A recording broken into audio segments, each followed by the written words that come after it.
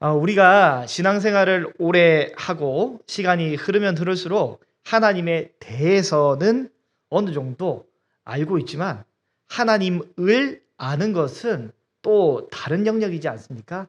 하나님을 아는 것이 참 어렵습니다. 그리고 신앙생활을 오래 하면 할수록 하나님의 마음을 약간은 알지 모르나 하나님의 마음을 가지는 것은 또 다른 차원과 다른 영역의 모습 같습니다. 하나님 말씀을 안다고 순종하는 것도 참 어렵고 하나님의 마음에 대해서 글로 읽는다고 그것을 느끼는 것도 어렵지만 그것을 마음에 동일하게 가지는 것도 더더욱 어려운 것 같습니다. 오이코스를 앞두고 우리 귀한 성도 여러분, 하나님 마음을 우리가 알까요? 가지고 계십니까? 어떻습니까? 여러분 뒤에 우리 예수님 그 팔을 벌리고 지금 현수막에 지금 있는데 저 여기 이제 몇 분이 그 새 가족들이 달려와서 안기셨으면 좋겠는데 어쨌든 우리가 공통적으로 구원받는 자들이 많아졌으면 좋겠다라는 마음은 있지만 주님의 마음을 뼈저리게 이게 느끼고 있는지 말씀을 준비하면서 여러 생각을 한번 해보게 되었습니다. 여러분 질문 한번 드리겠습니다. 만약에 이 질문을 하면 여러분 뭐라고 대답할지 한번 상상을 해보시기 바랍니다. 한 사람이 이야기를 합니다. 내가 기분이 너무 우울해서 빵을 샀어 라고 이제 얘기를 한단 말이죠. 이게 요즘에 좀 이 질문이 유행을 했던 것 같은데 뭐라고 대답하겠습니까 여러분? 그 P 성향, 이제 논리적이거나 분석적인 걸 좋아하는 성향은 우울한 거랑 빵이랑 무슨 관계지? 이렇게 묻는답니다. 우울한 거랑 빵이랑 도무지 관계가 없지 않냐고. 연관관계가 없는데 지금 너 평소에도 빵 사잖아. 평소에도 기분 좋을 때 빵 안 사? 이렇게 이야기를 하면서 파고드는 거죠. 이제 그 F 기질, 이제 감성적인 사람은 여기에 대해서 이제 두 가지 어떤 뭐 여러 가지 뭐 반응이 나오시겠죠. 이게 저는 이걸 생각을 못 해봤는데 이제 빵을 샀으니 뭐 따뜻한 우유랑 먹으면 좋겠네 이런 식으로 이제 간접적으로 들어가는 이제 위로의 방식도 있고 아니면 도대체 뭐가 그렇게 우울해졌을까라고 이제 물어볼 수 있는 이제 직접적인 방법도 있겠죠. 근데 보통 보면 왜 우리는 이게 그 빵이란 단어에 꽂혀서 빵을 왜 샀지? 빵을 그러면 뚜레쥬르에 샀냐, 파리바게뜨에 샀냐, 아니면 무슨 빵을 샀냐? 이왕이면 내가 좋아하는 그 소보로나 롤케이크를 샀냐? 이런 식으로 쓸데없는 질문들을 많이 하잖아요. 정작 중요한 것은 뭐예요? 그 사람이 우울하다는 거잖아요. 우울해서 빵을 샀다는 건데 빵은 안 중요하고 제일 중요한 거는 그 사람이 지금 우울하다는 거잖아요. 그래서 그 사람의 마음을 읽는 것도 참 어려운 것 같습니다. 오늘 본문에 이제 1절에 보면 여호와의 말씀이 두 번째로 요나에게 임합니다. 두 번째. 여러분, 이 두 번째로 임해요. 첫 번째는 언제 임했어요? 요나서 시작하자마자 여러분 임했습니다. 요나서 우리 성경을 한번 피셔서 1장 1절을 보면 첫 번째 임해요. 말씀이 뭐라고 임했냐면 그때도 똑같이 저 큰 성읍 니느웨로 가서 말씀을 상달하라고 했습니다. 그런데 3절에 보니까 요나가 여호와의 얼굴을 피하여서 다시스로 도망하려 하여 이제 갔단 말이죠. 그래서 배를 타고 가버립니다. 다시스가 뭡니까? 다시스는 뭐냐면 요나가 생각하고 있는 상식선에서 이 니느웨랑 제일 먼 동네가 다시스입니다. 그러니까 여호와의 얼굴을 피해서 여호와의 관계 자체를 피하고 아예 등을 돌려서 하나님의 마음이고 뭐고 필요 없고 나는 내가 옳다고 생각하는 것에 논리와 원칙 그것이 맞기 때문에 나는 떠나가겠다라고 이야기를 하고 아주 멀리 다시스로 가버립니다. 여러분, 요나가 왜 이런 결정을 했습니까? 요나는 직업이 선지자입니다. 선지자. 요나가 좋은 선지자든 나쁜 선지자든 관계없이 요나는 그 기술이 뛰어나는 선지자예요. 네, 선지자. 미래에 대해서 하나님의 어떤 마음에 대해서 잘 머리로 알고 지식으로 아는 사람이 선지자란 얘기죠. 여러분 저희 그 아내의 얘기를 잠깐 해보면 저희 아내가 어느 날 갑자기 뜬금없이 뭘 꺼내가지고 이 물건을 하나 버려요. 예를 들면 뭐 이제 망치 같은 거 하나 안 쓴다 해서 버렸단 말이죠. 그럼 기가 막히게 그 다음 날에 망치가 필요합니다. 한두 번이 아니에요.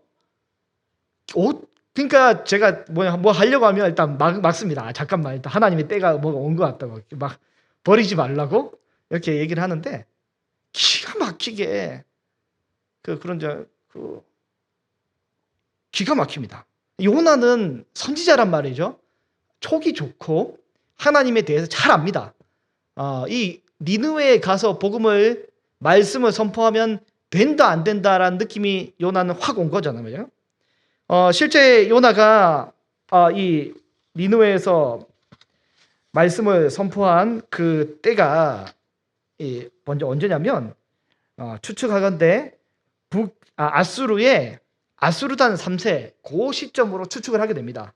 그 시점으로 추측을 하게 되는데 이때 요나가 말씀을 안 전하려고 한단 말이죠. 왜 그래요? 아수르단 3세가 통치하는 니느웨 사회에서 하나님 말씀을 전하면 이상하게 얘네가 회개할 것 같아요. 회개함과 동시에 뭔 일이 생기냐면 아수르랑 북이스라엘이 사이가 안 좋단 말이죠. 요나가 실제 복음을 전하고 선포한 이후에 아수르가 니느웨가 뭐 실제 이런 일이 역사에 있었을까 의심스러울 만큼 급격한 회심을 하잖아요.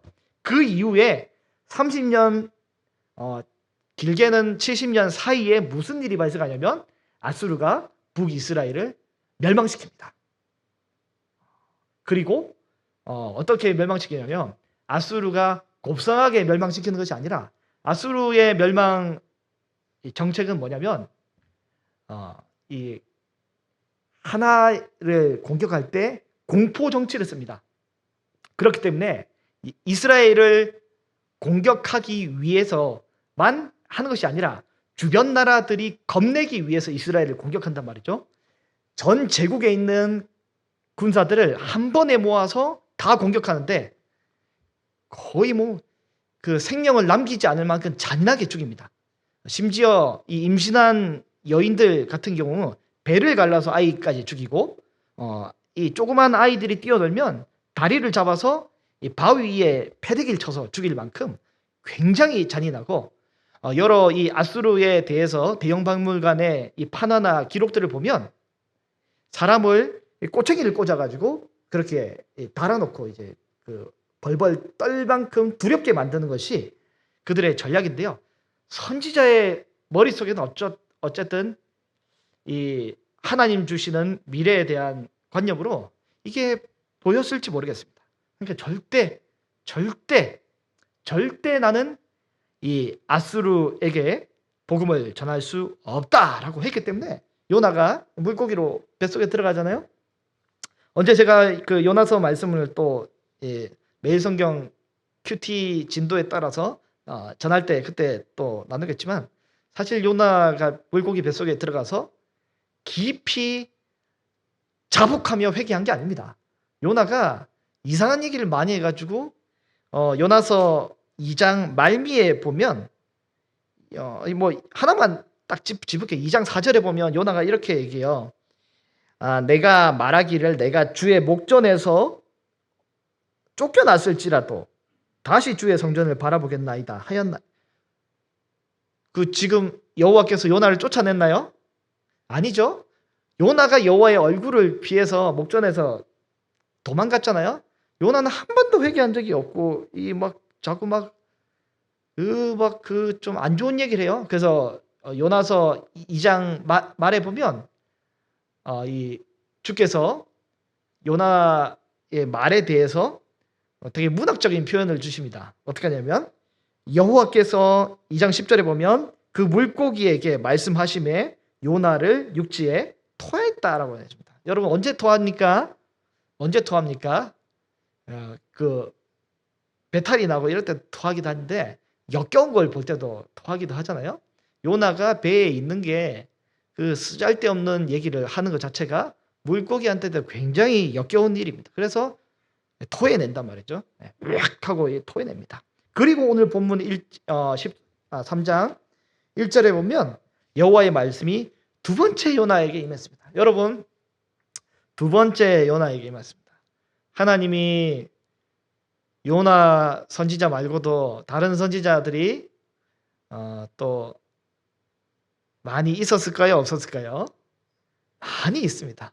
굳이 요나를 사용 안 하고 요나 말고 소위 말하면 이름 없는 선지자 아무나 갖다가 활용해도 괜찮겠지만 하나님은 요나에게 두 번째 기회를 주십니다. 하나님은 요나에게 이 계획이 있고 이를 통해서 하나님이 알리고자 하는 하나님의 뜻이 있습니다.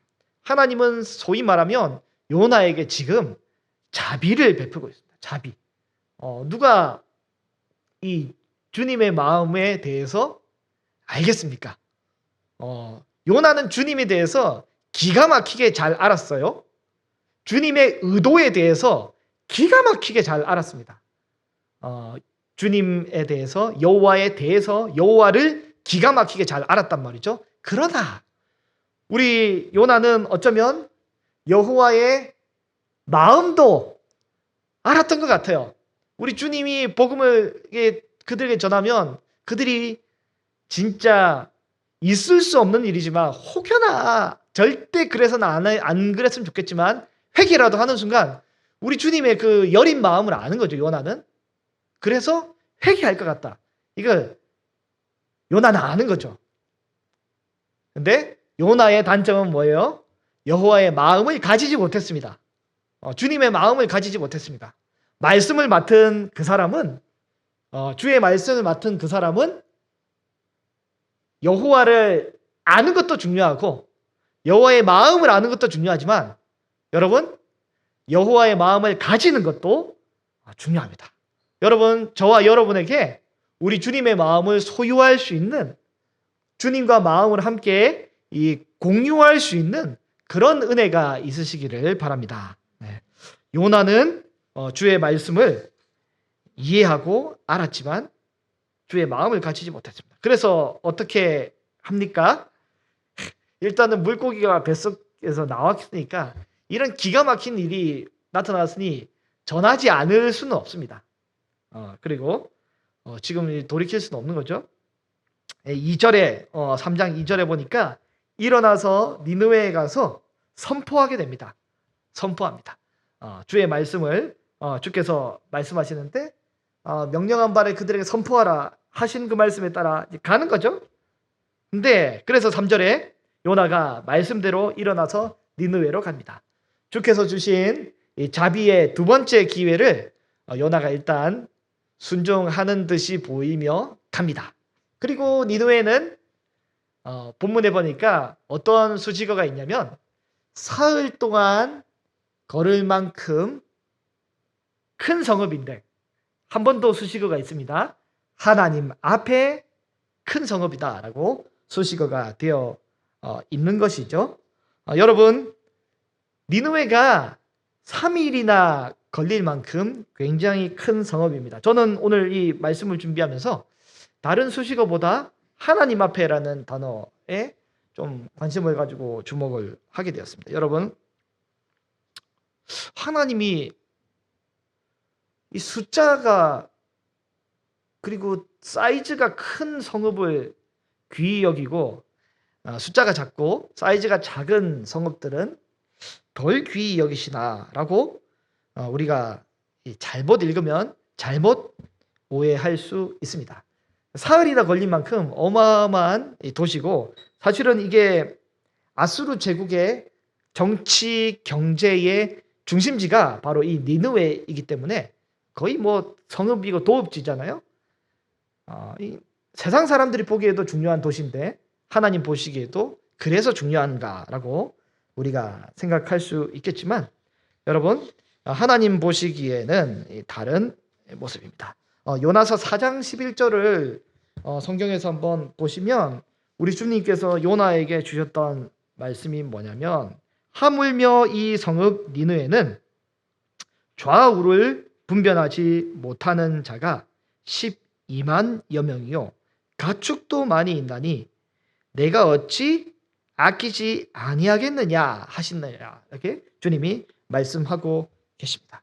여러분, 주님은 사이즈가 크고 숫자가 많아서 의미가 있고 더 마음이 가시는 것이 아니라, 숫자가 많아서 의미가 있고 마음이 가시긴 하지만 그 숫자는 주님에게 뭐냐면, 주께서 마음을 둔 긍휼과 자비가 있는 그 사람들의 숫자가 많기 때문에, 한 영혼이 천하보다 귀한데 12만 명이나 있기 때문에, 또 주께서 아끼시는 이 영혼뿐만 아니라 동물들도 있기 때문에, 그래서 귀중한 것이지 우리 주님은 다른 숫자가 중요한 것이 아닙니다. 니느웨는 3일이나 걸릴 만큼 큰 성읍인데, 그러면 하나님의 말씀을 받은 요나, 하나님의 마음에 대해서 아는 요나는 어떻게 해야 할까요? 어떻게 해야 될까요? 열심히 이곳 저곳 하나님이 40일 있다가 이 니느웨를 물리친다 했으니, 여러분 최소 13바퀴를 돌 수 있는 시간이잖아요. 열심히 돌 수 있는 시간입니다. 40일이면 제발 정신 차리고 회개하세요라고 13번 돌 수 있는 시간인데, 요나는 할 것만 하고 의무만 다하는 모습을 보여주게 됩니다. 오늘 본문 4절 말씀을 같이 한번 한 목소리로 읽어 보겠습니다. 시작. 요나가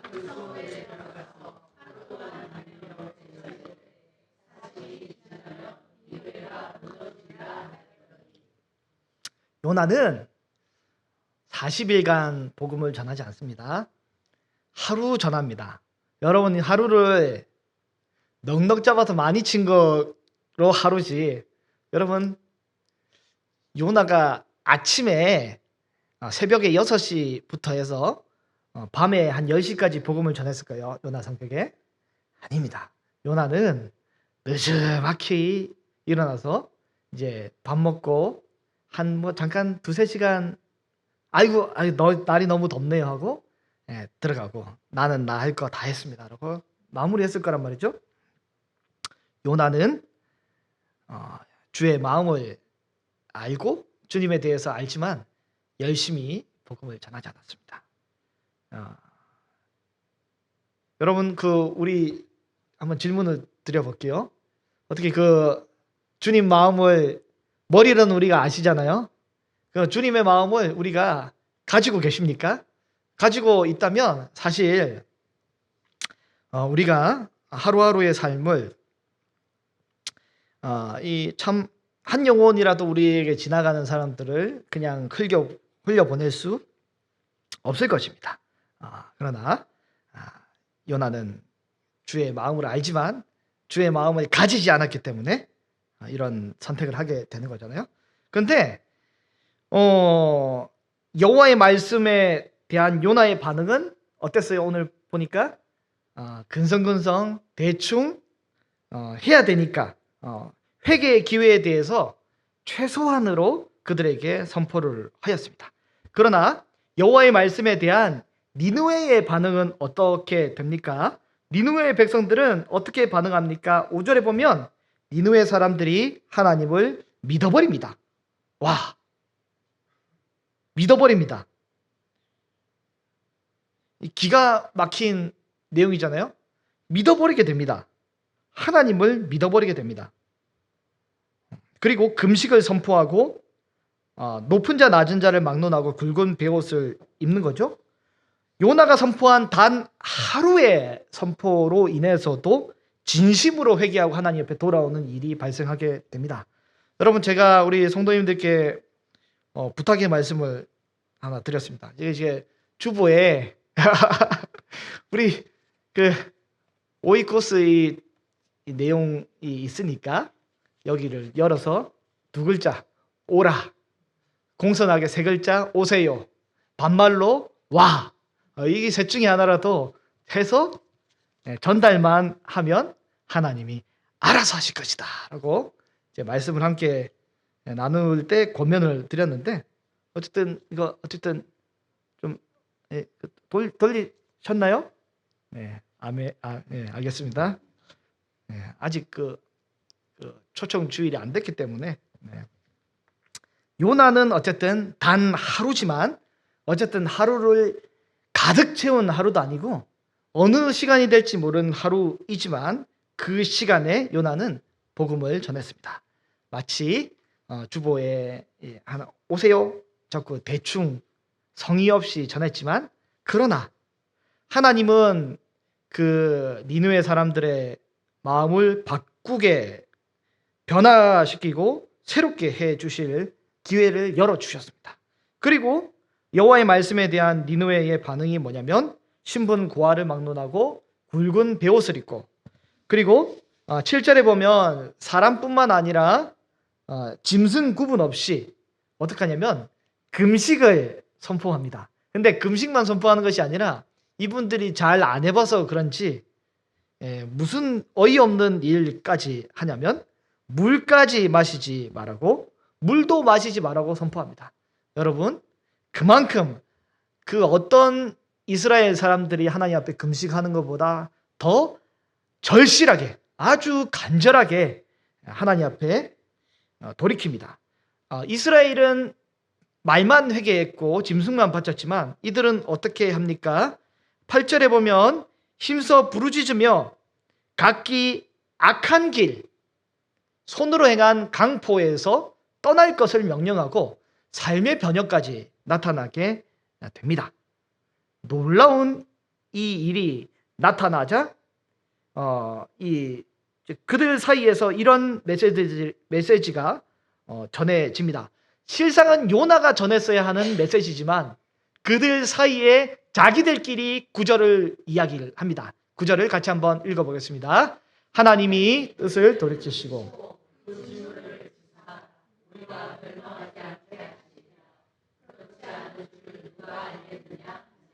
아멘. 그들 스스로 뜻을 우리가 돌이키면 하나님이 멸망하지 않게 해줄 거다라는 것을 깨닫게 됩니다. 그래서 10절에 보면 이 니느웨 사람들의 회개에 대한 하나님의 반응이 나옵니다. 하나님은 어떻게 해요? 10절에 보면 뜻을 돌이키사 재앙을 내리지 않게 됩니다.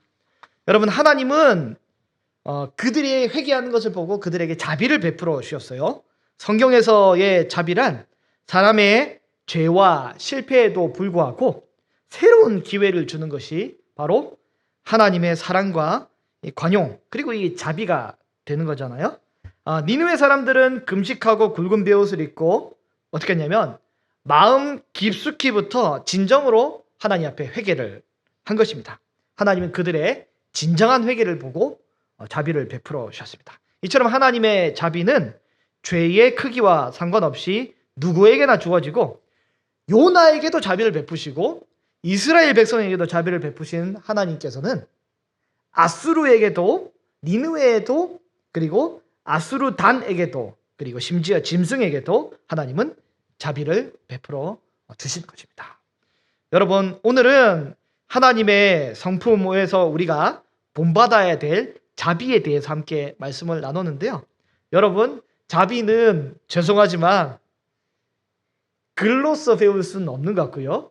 하나님의 자비, 이 헤세드의 이 긍휼한 그 마음은 안다고 되는 것이 아니라 하나님의 마음을 우리가 가질 때 되는 것 같습니다.